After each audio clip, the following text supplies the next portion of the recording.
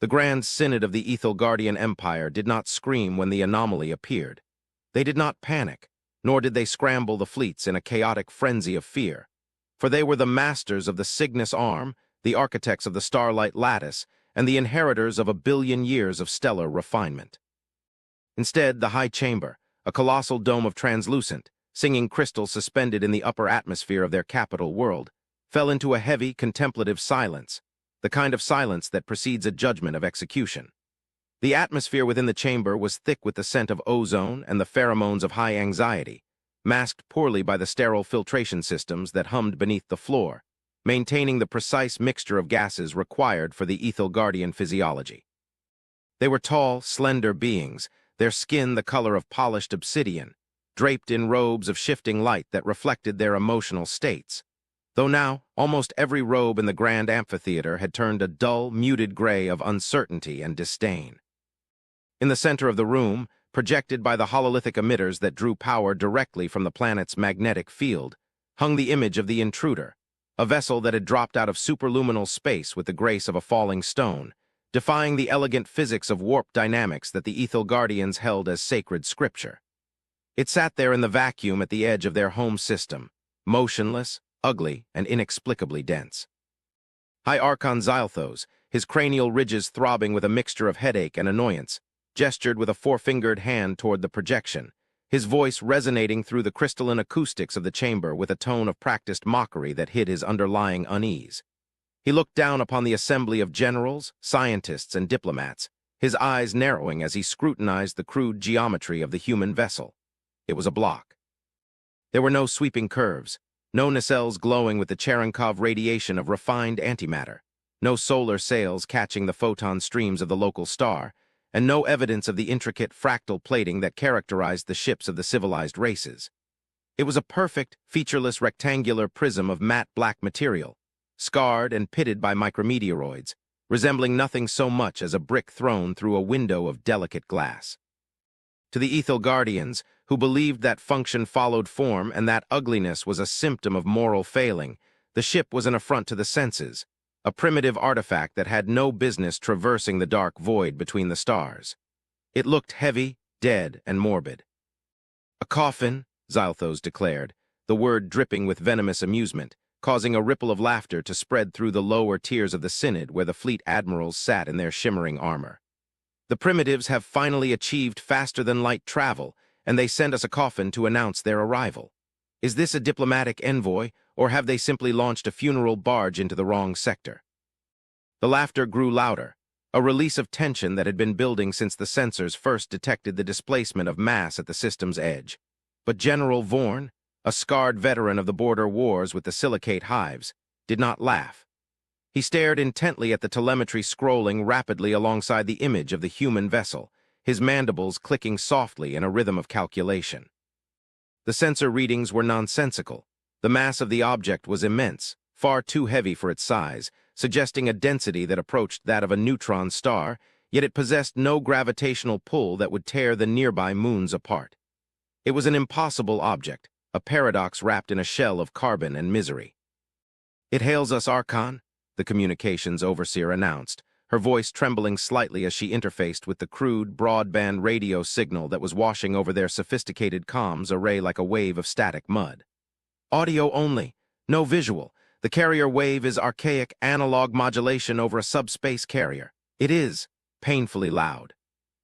Xylthos waved a dismissive hand, signaling for the audio to be played, expecting the guttural grunts of a savage or the desperate pleading of a lost explorer. Instead, the voice that filled the crystalline chamber was calm, synthetic, and devoid of fear, speaking in the trade tongue of the galactic rim, a language the humans had likely scraped from the wreckage of some unfortunate probe centuries ago. The voice did not sound like a conqueror, nor did it sound like a supplicant. It sounded like a machine reading a prepared statement from a very long distance away. "This is the United Terran vessel Endurance," the voice intoned, flat and resonant, echoing off the high vaulted ceiling of the Synod. "We are traversing this sector on a trajectory toward the galactic core. We have no quarrel with you. Hegemony, we request only passage and the right to recharge our capacitors from the heliopause of your star. We will not enter your inner system. We will not land. We will be gone within 3 standard rotations. Do not engage. The transmission ended with a sharp click, followed by the hiss of background radiation. Xylthos stared at the blank space where a face should have been, his pride stung by the brevity and the presumption of the request. They did not ask for an audience.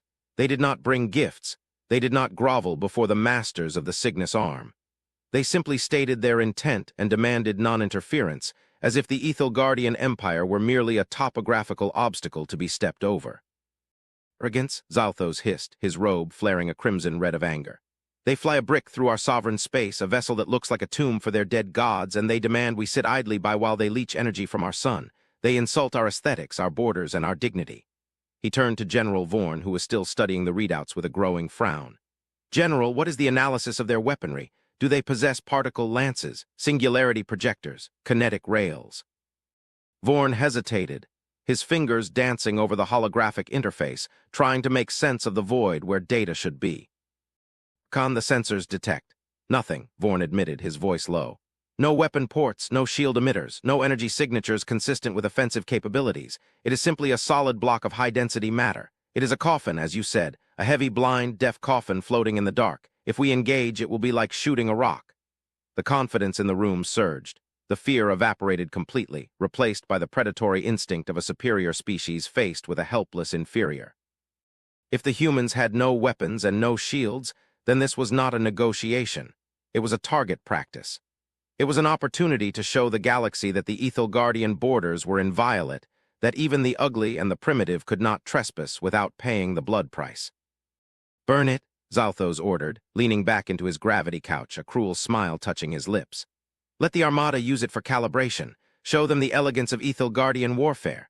Vaporize that eyesore and send the debris back to whatever mudball they crawled out of.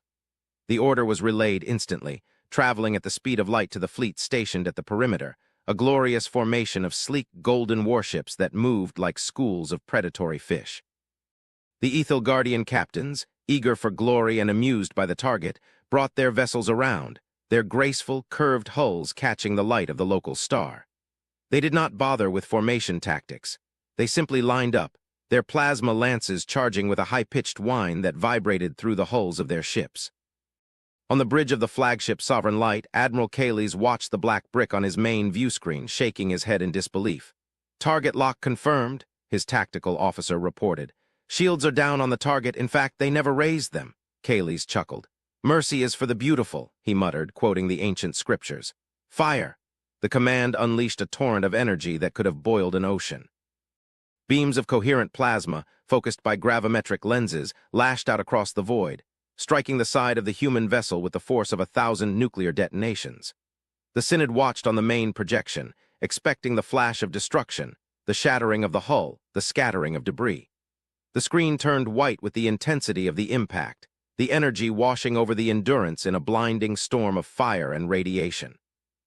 But when the light faded, the silence in the Grand Synod returned, heavier and colder than before. The Endurance was still there. It had not moved. It had not shattered. The black material of its hull was not even glowing from the heat.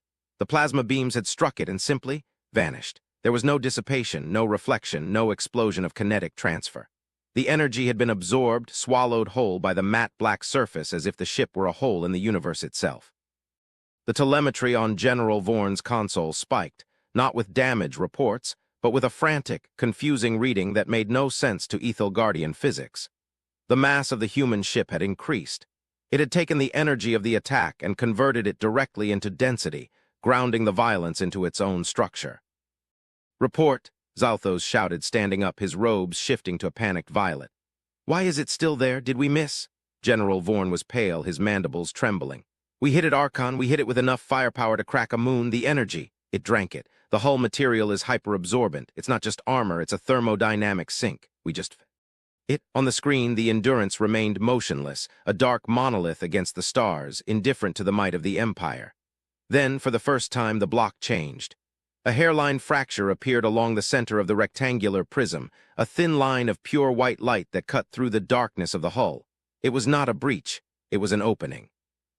They are hailing us again, the communications overseer whispered, her voice barely audible. The signal is stronger this time, digital, high bandwidth. The voice returned, no longer sounding like a recording. It was tired, heavy with a weight that the Ethelgardians could not comprehend. "We warned you," the human voice said. "We are not a warship. We do not carry weapons because we do not have room for them. You called our vessel a coffin. You were more right than you knew. But it is not for us." The line of light on the ship expanded, the two halves of the massive block sliding apart with a slowness that implied immense weight. From within the Endurance, there was no gleam of missiles or the glow of lasers. There was only darkness, a darkness deeper than the void around it, a swirling, oily blackness that seemed to rotate and churn. It's a singularity, Vorn realized, his eyes widening in horror as he looked at the gravitational readings. They aren't shielding themselves with armor, they are shielding the universe from what they are carrying. The Endurance had opened its outer shell to reveal the core, a contained, stable event horizon, a fragment of a black hole harnessed and caged within the ship's structure. The humans were not using it for propulsion. They were using it as a garbage disposal for energy. And now, having been attacked, they were venting the excess. "Reverse fleet!" Kaylee screamed on the bridge of the Sovereign Light, but it was too late. The Endurance did not fire a beam, it simply pulsed. The gravity well it had been containing was allowed to leak, just for a microsecond, directed outward toward the attacking fleet. It wasn't a weapon in the traditional sense. It was a distortion of space-time, a ripple of pure force. The Ethel Guardian ships, designed for elegance and speed, relied on inertial dampeners and delicate gravitational stabilizers. The pulse hit them like a hurricane hitting a house of cards. The beautiful, golden hulls did not explode. They crumpled. The front of the Sovereign Light was pulled toward the back of the ship, the vessel imploding in on itself as the localized gravity sheared the molecular bonds of the alloy. In the Synod chamber, the Archon and his council watched in paralyzed horror as their glorious Armada was crushed into scrap metal without a single shot being fired by the humans. The ships were twisted, flattened, and spun away into the dark, their crews silenced in an instant. The Endurance closed its shell, the line of light vanishing, returning to its form as a solid, inert brick. The sensor readings normalized. The mass stabilized. The ship began to move again, slowly accelerating on its original trajectory toward the star, ignoring the wreckage of the fleet that drifted in its wake. "Hail them," Zalthos whispered, falling back into his seat, his arrogance shattered into dust. "Beg them to stop, find out what they are."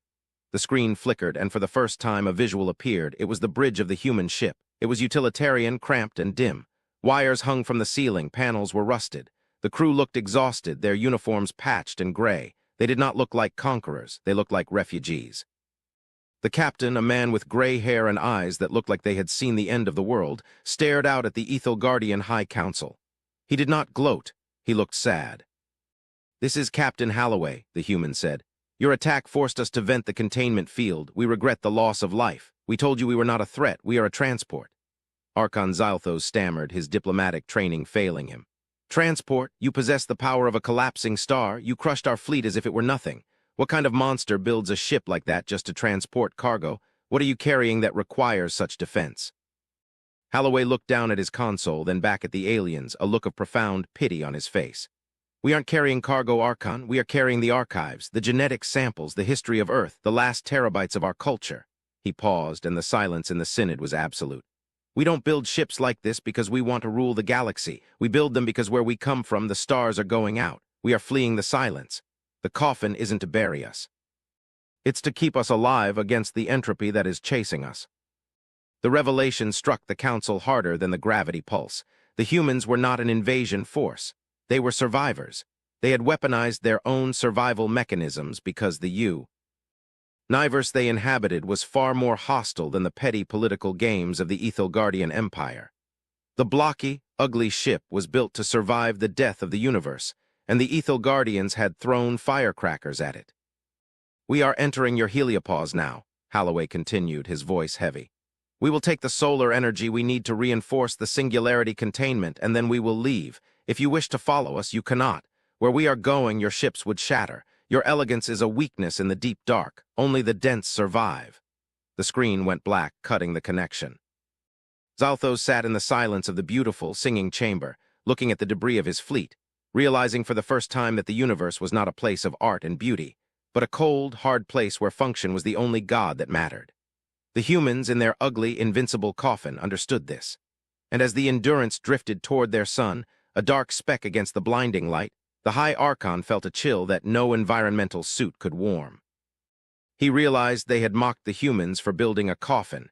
never understanding that the humans had built it not for themselves, but for the hope that something, anything, would survive the long night that was coming for them all.